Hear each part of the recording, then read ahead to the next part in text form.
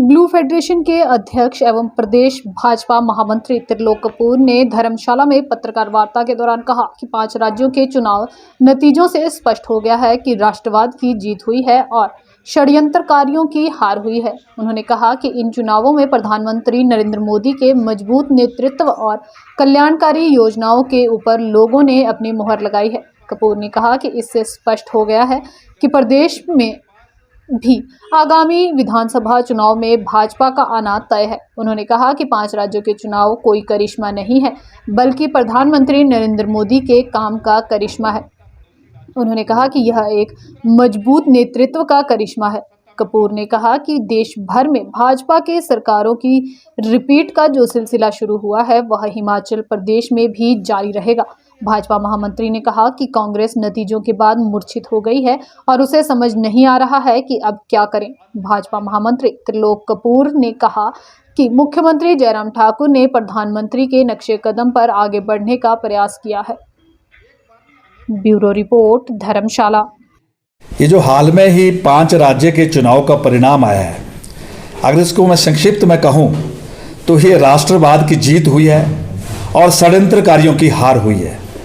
इन चुनावों में जो नरेंद्र मोदी जी ने एक देश को मजबूती से नेतृत्व दिया है, जो कि एक गरीब से गरीब परिवार के लिए जो योजनाएं दी है, उस पर प्रदेश के इन राज्यों के जनता ने जो है मोहर लगाई है, आशीर्वाद के रूप में, विश्वास के रूप में। और जो हिमाचल, आपने कहा कि आने वाले दिनों में हिमाचल प्रदेश में कैसे इसको लिया जा सकता है, तो निश्चित तौर पर हिमाचल प्रदेश के हर परिवार, हर गरीब से गरीब परिवार के लोग चर्चा कर रहे हैं कि हिमाचल प्रदेश में भी अब भारतीय जनता पार्टी का आना तय है। उसका कारण क्या है कि जो वोट कौन करता है, जो गरीब से गरीब व्यक्ति होता है, उसको वोट की वैल्यू का पता होता है, क्योंकि उसको पता कि जो हम वोट करेंगे उसका हमें कहीं ना कहीं लाभ मिलेगा। और नरेंद्र मोदी जी की योजना क्या है कि सबसे जो पिछड़ा व्यक्ति, चाहे वो दलित हो, चाहे वो वंचित हो, चाहे वो शोषित हो, चाहे वो किसी भी वर्ग से हो, जो पिछड़ा हो, उनके लिए कैसे हम आगे उसको मुख्य धारा में लेकर आए, इस प्रकार की योजनाओं से नरेंद्र मोदी जी ने उनका दिल जीता है। ये तभी तो 4 राज्यों का जो परिणाम आया है, ये कोई जादू थोड़ी है, ये नरेंद्र मोदी जी का काम का करिश्मा है। ये मजबूत नेतृत्व का एक उदाहरण है। गोवा तीसरी बार रिपीट हो गया, यूपी दूसरी बार, मणिपुर दूसरी बार, उत्तराखंड दूसरी बार। तो छल थोड़ी किया था, छल करते तो दूसरी बार ना आते।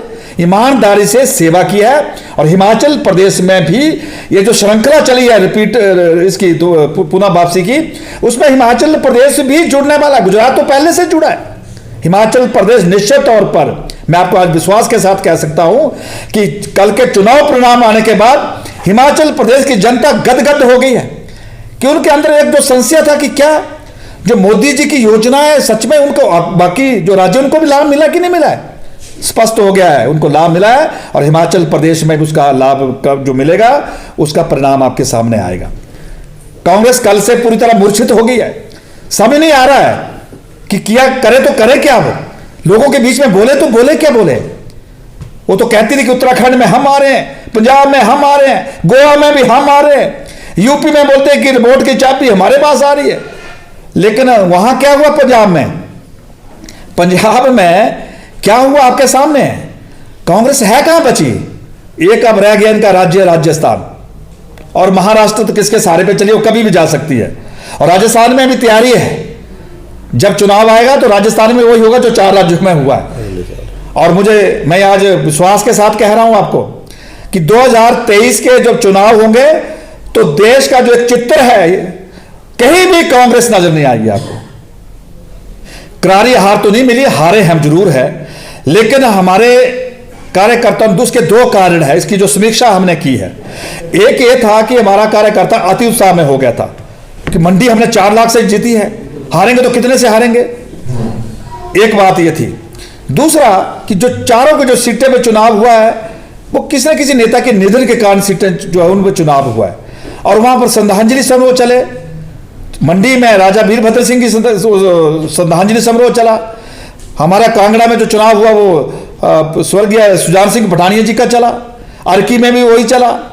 क्या हमारे जो भारतीय जनता पार्टी के वरिष्ठ नेता थे नरेंद्र बरागटा जी, उनके पुत्र जी ने भी चुनाव लड़ा तो वहां भी तो वो चला। ये मैं कह रहा हूं कि इस बार वो मुद्दा नहीं होगा, इस बार मुद्दा होगा विकास का, षड्यंत्र का मुद्दा नहीं होगा। षड्यंत्रकारियों को इस बार चारों राज्यों में निकाल दिया है।